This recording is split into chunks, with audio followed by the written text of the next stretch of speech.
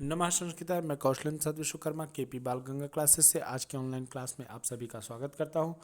जैसा कि बच्चों, कल की तिथि में हमने नीति नवनीतम यह शीर्षक पाठ जो है पढ़ा और इसके लगभग 7 श्लोकों की व्याख्या हमने की।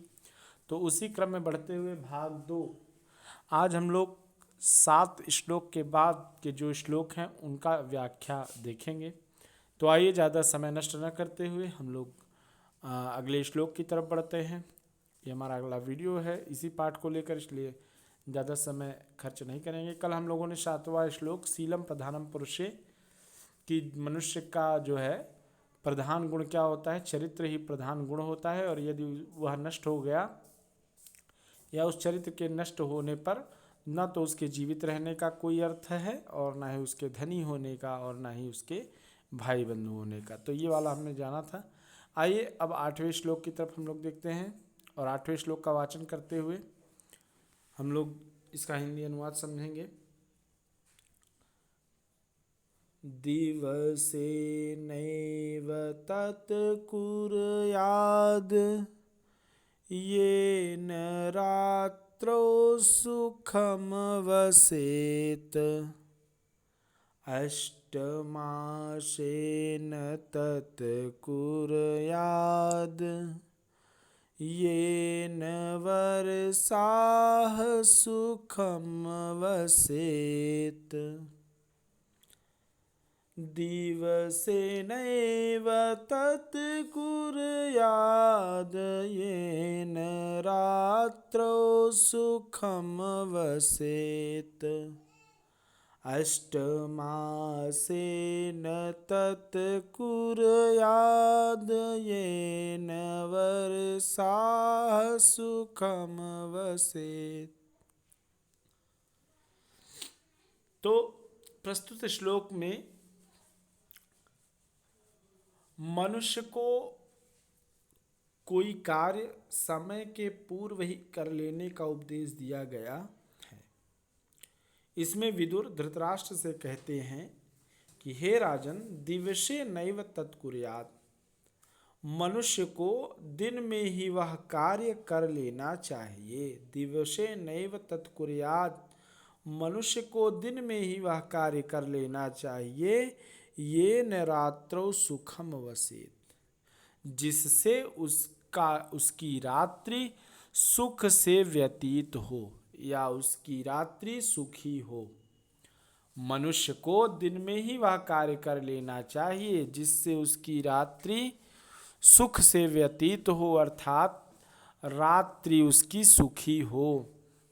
अष्टमासेन तत्कुर्यात् येन वर्षाः सुखम वसेत्, और व्यक्ति को 8 महीने में वह कार्य कर लेना चाहिए। येन वर्षाः सुखम वसेत्, जिससे वर्षा का समय सुख से व्यतीत हो, अर्थात वर्षा का समय सुखी हो। मनुष्य को 8 महीने में वह कार्य कर लेना चाहिए। ये न माने जिससे 4 महीने का वर्षा काल सुख से व्यतीत हो। कहने का अभिप्राय यह है कि मनुष्य को अपने जीवन में आपका आने वाला समय सुखमय हो, इसके लिए पहले ही प्रयत्न कर लेना चाहिए। यदि हम समय के पहले प्रयत्न नहीं करेंगे और समय बीत जाने के बाद बहुत प्रयास करेंगे या बहुत परिश्रम करने का प्रयास करेंगे तो बड़ी ही कठिनाई से हो सकता है हमें सफलता प्राप्त हो। इसी अर्थ को परिभाषित करता हुआ यह श्लोक है कि मनुष्य को दिन में ही वह कार्य कर लेना चाहिए जिससे उसकी रात्रि सुख से व्यतीत हो, और मनुष्य को 8 महीने में वह कार्य कर लेना चाहिए जिससे 4 महीने का वर्षा काल सुख से व्यतीत हो। अगले श्लोक की तरफ बढ़ते हैं हम लोग। अगला श्लोक है पूर्वे वयसि तत्कुर्याद् येन वृद्धः सुखम वसेत् यावद् जीवेन तत् कुर्याद् येन प्रेत्य सुखमवसेत् पूर्वे वयसि तत् कुर्याद् येन वृद्धः सुखमवसेत् यावद् जीवेन तत् कुर्याद् येन प्रेत्य सुखमवसेत्। मनुष्य को पूर्वे वयस पहली उम्र में ही अर्थात उम्र के पहले पड़ाव 1 से 25 वर्ष की आयु अर्थात युवावस्था में ही तत्कुर्याद वह कार्य कर लेना चाहिए या वह कर लेना चाहिए। ये न माने जिससे, वृद्धा माने वृद्धावस्था, सुखम वसित सुख से व्यतीत हो। मनुष्य को अपनी युवा अवस्था में ही वह परिश्रम कर लेना चाहिए जिससे उसकी वृद्धावस्था सुख से व्यतीत हो। यावद जीवेन तत्कुर्यात् येन प्रेत्य सुखम वसेत्। और मनुष्य को अपने जीवन के रहते रहते या जब तक उसका जीवन है तब तक वह कार्य कर लेना चाहिए येन प्रेत्य सुखम वसेत्, जिससे प्रेत्य होने पर भी उसे सुख प्राप्त हो। अर्थात इस श्लोक की क्रिया विधि समाप्त होने के बाद भी अर्थात आयु पूर्ण होने के बाद भी परलोक में उसे सुख प्राप्त हो। फिर से देख लीजिए, मनुष्य को अपनी युवा अवस्था में वह कार्य कर लेना चाहिए जिससे उसकी वृद्धावस्था सुख से व्यतीत हो। और मनुष्य को अपने जीवन भर में वह कार्य कर लेना चाहिए जिससे प्रेत्य होने पर या मृत्यु होने पर भी परलोक में उसे सुख प्राप्त हो या परलोक में उसे क्या हो, सुख प्राप्त हो। प्रेत होने पर परलोक में उसे सुख प्राप्त हो। मनुष्य को पहली अवस्था अर्थात 1 से 25 वर्ष युवा अवस्था में वह कार्य कर लेना चाहिए जिससे उसकी वृद्धावस्था सुख से व्यतीत हो। और मनुष्य को अपने जीवन रहने तक वह कार्य कर लेना चाहिए कि उसके जीवन समाप्त होने के बाद भी जब वह प्रेत हो जाए अर्थात परलोक का वासी हो जाए तो उसे वहाँ भी सुख प्राप्त हो। अगले श्लोक की तरफ बढ़ते हैं। अगला श्लोक है हमारा सुवर्ण पुष्पाम पृथ्वीम चिन्वन्ति पुरुषा त्रयः सूरश्च कृतविद्यश्च यश्च जानाति सेवितुम्। सुवर्णपुष्पां पृथिवीं चिन्वन्ति पुरुषास्त्रयः सूरश्च कृतविद्यश्च यश्च जानाति सेवितुम्। प्रस्तुत श्लोक में बताया गया कि ये 3 प्रकार के पुरुष ही, त्रयः पुरुषाः, 3 प्रकार के पुरुष ही सुवर्ण पुष्पां पृथ्वीं चिन्वन्ति, सुवर्ण पुष्प से युक्त, सुवर्ण पुष्पां सोने के फूल से भरी, पृथ्वी माने पृथ्वी के, चिन्वंती माने चयन करते हैं, पृथ्वी का चयन करते हैं या पृथ्वी का सुख भोगते हैं। ये 3 प्रकार के पुरुष ही पृथ्वी के सुवर्ण पुष्प समान सुख को भोगते हैं या सुख का चयन करते हैं। कौन कौन से 3 प्रकार के पुरुष? तो कहा सूरश्च कृतविद्यश्च यश्च जानाति सेवितुम्। पहले वे पुरुष जो सूर होते हैं अर्थात वीर होते हैं, वीरतापूर्ण कार्य करते हैं, वे इस पृथ्वी में सुवर्ण के पुष्पों के समान इस पृथ्वी के सुख को भोगते हैं। दूसरा कहा कृत विद्यश्च, और जो विद्या ग्रहण करने वाले होते हैं।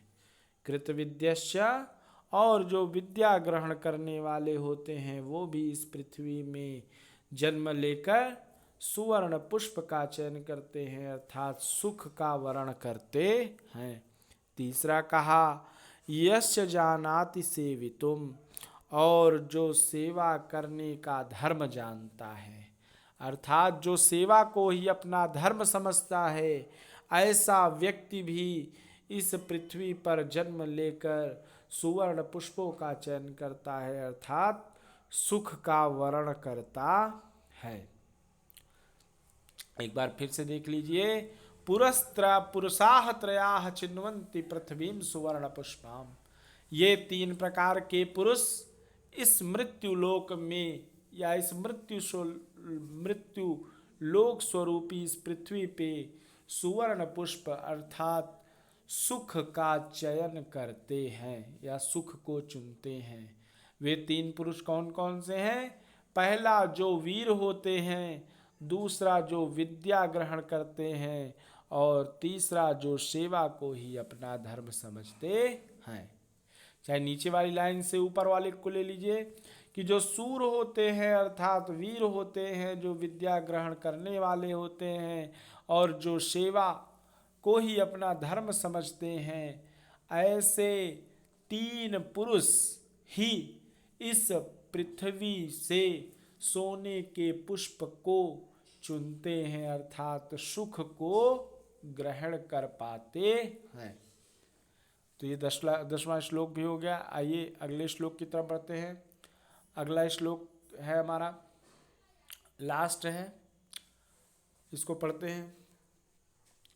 अर्थागमो नित्यम आरोगिता च, प्रिया च भार्या प्रियवादिनी च, वस्यश्च पुत्रो अर्थकरी च विद्या, षड्जीवलोकस्य सुखानि राजन्।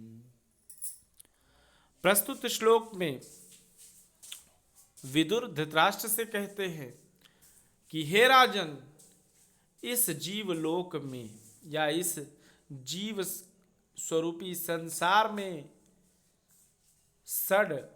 छह लोग ही सुखी हैं। 6 प्रकार के लोग ही सुखी हैं। वह 6 प्रकार के लोग कौन कौन से हैं? पहला कहा अर्थागमो नित्यम अरोगिता, जिनके पास अर्थ का आगम है, अर्थात जिनके पास लगातार धन आता रहता है। नित्यम अरोगिता च, और जो हमेशा निरोगी होते हैं। पहला कहा जिनके यहाँ हमेशा धन आता रहता है, और दूसरा कहा जो हमेशा निरोगी रहते हैं। तीसरी बात प्रिया च, और जिसके लिए सभी प्रिय होते हैं, और जिसके लिए सभी प्रिय होते हैं, अर्थात उसकी पत्नी उसके लिए प्रिय होती है, और वह अपनी पत्नी के लिए प्रिय होता है, और वह संसार उसके लिए प्रिय होता है, और संसार के लिए वह प्रिय होता है, अर्थात उसके लिए समस्त संसार प्रिय होता है। भार्या प्रियवादिनी च, और उसकी पत्नी भी प्रिय बोलने वाली हो। पहला कहा जिसके पास धन का आगम हो, अर्थात धन निरंतर आता हो। दूसरा कहा नित्यम आरोगिता च, जो हमेशा निरोगी हो। प्रिया च, और जिसके लिए यह समस्त संसार और समस्त संसार के लिए वह प्रिय हो, और जिसकी पत्नी प्रिय बोलने वाली हो। वस्यश्च पुत्रो अर्थकरी च विद्या, और जिसका पुत्र आज्ञाकारी हो। वस्यश्च पुत्रः, और जिसका पुत्र क्या हो? आज्ञाकारी हो, अर्थात अपने पिता की आज्ञा को मानता हो। अर्थ करी च विद्या, और जिसके पास विद्या कैसी हो, अर्थ करी, धन देने वाली हो।